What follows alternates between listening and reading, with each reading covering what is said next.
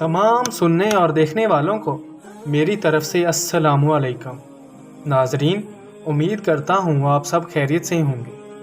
آج کا ہمارا ٹاپک حضرت سلطان بہو رحمۃ اللہ علیہ ہے، جن کا عرس مبارک ہر سال 25 دسمبر کو منایا جاتا ہے اور ملک بھر سے زائرین کی بہت بڑی تعداد آتی ہے۔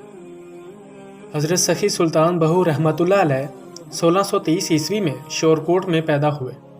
شورکوٹ پنجاب کے ضلع جنگ کا تحصیل ہیڈ کوارٹر ہے۔ ان کے والد حضرت محمد بازید رحمۃ اللہ علیہ ایک متقی اور پرہیزگار انسان تھے۔ وہ ایک ایسے فقیہ تھے جنہوں نے دل سے قرآن پڑھا اور سیکھا تھا۔ وہ مغل بادشاہ شاہ جہاں کے دور میں مغل فوج کے ایک سپہ سالار تھے اور شور قلعے کے قلعہ دار تھے۔ ان کی والدہ حضرت بی بی راستی اعلیٰ صلاحیتوں کی مالک اپنے وقت کی ولیہ تھی۔ آپ ایوان قبیلے سے تعلق رکھتے تھے، حضرت علی کی اولاد میں سے تھے۔ واقعہ کربلا کے بعد جب خاندان نبوت پر ظلم و ستم کے پہاڑ توڑے گئے اور مختلف واقعات پیش آئے تو انہوں نے ایران و ترکستان کے مختلف حصوں میں رہائش اختیار کرنا شروع کر دی۔ قبیلہ ایوان چونکہ علوی ہونے کی وجہ سے سادات کرام کے قریبی تھے، لہٰذا انہوں نے اس غربت، تنگی اور غریب الوطنی میں سادات کرام کی مدد کی اور ان کے رفیق اور معاون بنے۔ اسی وجہ سے انہیں اوان یعنی سادات بنی فاطمہ کی مدد کرنے والے کہا جانے لگا۔ ان کی پیدائش سے پہلے ان کی والدہ کو بشارت ہوئی کہ ان کے گھر ایک ولی پیدا ہوگا جو اپنی ذہنی روشنی اور روحانیت سے اس سرزمین کو روشن کر دے گا۔ چنانچہ ان کی پیدائش پر ان کی والدہ محترمہ نے ان کا نام بہو رکھا۔ وہ پیدائشی ولی تھے۔ ان کی روحانی رہنمائی کا آغاز بچپن سے ہی ہو گیا تھا۔ جب ایک غیر مسلم نے آپ کے روشن چہرے کو دیکھا تو ان کے نورانی چہرے کو دیکھ کر فوراً کلمہ شہادت پڑھ کر مسلمان ہو گیا۔ ارد گرد کے غیر مسلم حضرت بہو کی اس کرامت سے اس قدر خوفزدہ ہو گئے کہ ان کے سرکردہ افراد پر مشتمل ایک وفد نے آپ کے والد سے ملاقات کی اور ان سے درخواست کی کہ جب یہ بچہ گھر سے نکلے تو اعلان کیا جائے، تاکہ جب یہ بچہ گھر سے نکلے تو ہم لوگ اپنے گھروں میں رہیں، باہر نہ نکلیں اور اپنے مذہب پر قائم رہ سکیں۔ خلافت عباسیہ کے آخری دور میں قبیلہ اوان نے ہند کی جانب ہجرت کی اور سون سا کیسر یعنی ضلع خوشاب اور اس کے گرد و نواح میں آباد ہو گئے۔ ان کی کثیر تعداد آج بھی وادی سون سا کیسر میں آباد ہے۔ آپ کے والد حضرت بازید محمد نیک، پرہیزگار، شریعت کے پابند اور حافظ قرآن ہونے کے ساتھ ساتھ دہلی میں مغلیہ حکومت کے ایک بہت بڑے عہدے پر فائز تھے۔ آپ رحمۃ اللہ علیہ نے بی بی راستی رحمۃ اللہ علیہ سے نکاح کیا، جو ولایت کے اعلیٰ مراتب پر فائز تھیں۔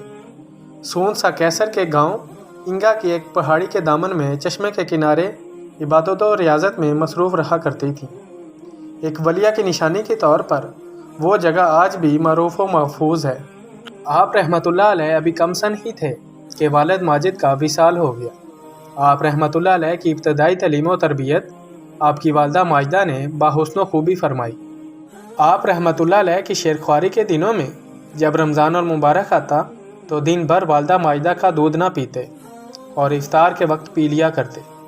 بچپن میں آپ رحمۃ اللہ علیہ کے سانس کے ساتھ ساتھ ہو کی آواز اس طرح نکلتی تھی جیسے آپ رحمۃ اللہ علیہ ذکر الہی میں مشغول ہوں۔ آپ رحمۃ اللہ علیہ نہ تو کھلونوں سے کھیلا کرتے اور نہ ہی بچوں کے دیگر مشاغل اختیار فرماتے۔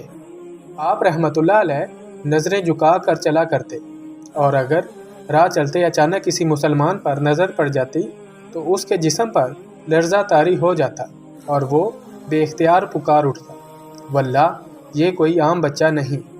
اس کی آنکھوں میں عجیب روشنی ہے جو براہ راست دلوں کو متاثر کرتی ہے۔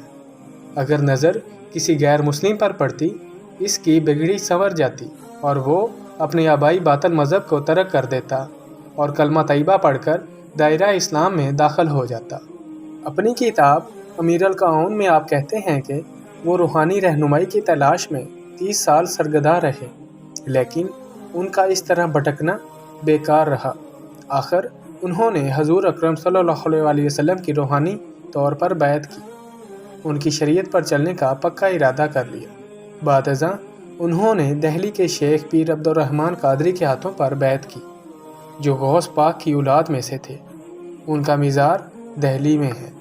بچپن سے ہی اللہ تعالیٰ کی شان و شوکت کے مشاہدہ ہونے کی وجہ سے انہیں دنیاوی تعلیم حاصل کرنے کا موقع نہیں ملا، اسی لیے حضرت سلطان بہو نے کوئی باضابطہ تعلیم حاصل نہیں کی۔ وہ ابتدائی زندگی سے ہی روحانی تجربات حاصل کرنے اور سچائی کی تلاش میں سرگرداں رہے، لیکن اس دوران وہ ہمیشہ اللہ تعالیٰ کی وحدانیت کے دریا میں غوطہ زن رہے۔ انہوں نے انتہائی سنجیدگی سے رسول اللہ صلی اللہ علیہ وسلم کی شریعت پر عمل کیا اور ساری زندگی شریعت پر عمل کرتے ہوئے گزار دی۔ وہ کہتے تھے کہ میں نے شریعت پر عمل کر کے یہ مرتبہ اور مقام حاصل کیا ہے، اس لیے کہ میں نے شریعت کو اپنا رہنما بنا لیا تھا۔ سلطان باہو نے تقریباً 140 کتابیں تصنیف کیں۔ ان سب کتابوں میں طالبان حق اور سچائی جاننے والوں کو بار بار 3 چیزوں کا مشورہ دیا: اندھیروں سے نکلنا اور غفلت کو ترک کرنا، جستجو کرنا، طلب رکھنا، خواہش کو بڑھانا، رسول اللہ کی شریعت پر سختی سے عمل پیرا ہونا۔ انہوں نے 1691 عیسوی میں 61 سال کی عمر میں وفات پائی۔ ان کا مزار تحصیل شورکوٹ میں گڑھ مہاراجہ کے قصبے کے قریب دریائے چناب کے مغربی کنارے کے ایک گاؤں موضع سلطان بہو میں واقع ہے۔ تاریخ کا مطالعہ کرنے سے پتہ چلتا ہے کہ اکابر و صوفیہ اپنے زمانے میں شریعت کے نامور، معتبر علماء اور فقہا تھے۔ وہ ایک طرف طریقت کے شاہ سوار تھے تو دوسری طرف شریعت کے اسرار و رموز سے بھی پوری طرح بہراور تھے۔ یہ وہ مردان پاک باز ہیں جو اخلاقی بیراہ روی اور فکری کج روی سے فطری طور پر منتفر ہوتے ہیں۔ حضرت بہو رحمۃ اللہ علیہ فقیر کی پہچان بتاتے ہوئے فرماتے ہیں کہ فقیر اپنی 5 خصلتوں کی وجہ سے پہچانا جاتا ہے۔ وہ اپنے پاس موجود علم سے، اپنے گرد و پیش سے ریا اور جہالت کو دور رکھے، لوگوں کے ساتھ حلم سے پیش آئے۔ وہ فیض بخش خاص و عام بن کر لوگوں کی دستگیری کرے۔ اس کے پاس مال ہو تو وہ سخاوت کرے اور دوسروں پر خرچ کرے۔ فقیر میں کمال درجے کا استغنا تب ہوگا جب سونا اور مٹی اس کی نظر میں برابر ہوگی۔ وہ فرماتے ہیں کہ درویش صاحب شعور اور فقیر صاحب حضور کی نشانی یہ ہے کہ وہ اپنے دل میں دنیا کی محبت نہ رکھے۔ فکر گر ایک جذبہ ہے تو یہ جذبہ عشق ہے، اسے جہالت سے واسطہ نہیں ہے۔ فکر تو محض محبت اور اخلاص کی راہ ہے۔ اگر عشق نہ ہو تو فکر کے مطالبات پورے نہیں ہوتے اور نہ ہی منتہی مقصود کے ساتھ وہ تعلق پیدا ہوتا ہے جو شوق بے پایاں عنایت کرتا ہے۔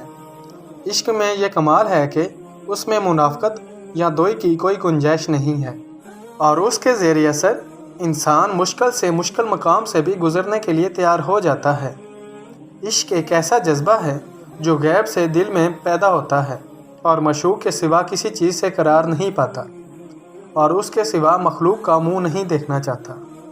آپ اپنی ابیات میں ناقابل تردید حقیقت اور احادیث نبوی کے حوالے سے راہ حق میں قربانی کی اہمیت واضح کرتے ہیں اور شہید کربلا امام حسین علیہ السلام کی مثال کو راہ حق کی پہلی سیڑھی قرار دیتے ہیں۔ آپ عشق کو آب حیات سے تعبیر کرتے ہیں، عشق کی کٹھانیوں اور اس راہ میں پیش آنے والی مشکلات کو صبر کے ساتھ برداشت کرنے کی تلقین کرتے ہیں۔ سچا عاشق وہی ہے جس کا دل اس راہ پر چلتے ہوئے کبھی نہ کانپے۔ عقل قربانی سے دور بھاگتی ہے جبکہ عشق قربانی کرنے میں پیش رہتا ہے۔